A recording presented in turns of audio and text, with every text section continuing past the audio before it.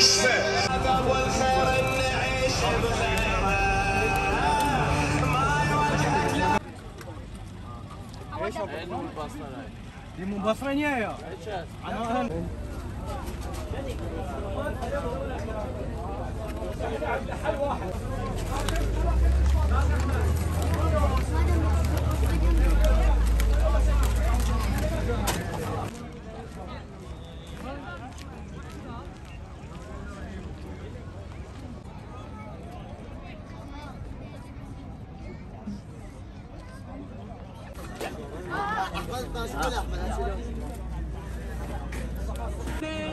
بین شما علیه السلام منتقمش باشم. یعنی وقتی من میخوام خودم رو معرفی کنم، من مثلا میخوام به مثلا خودم رو معرفی کنم، میگم من پسر فلانی ام، اون طرف اصلا پدر منو نمیشناسه. معرفی نعوذ بالله عبث و بیهوده که انجام نمیدن. یعنی وقتی این آدم دقت میکنه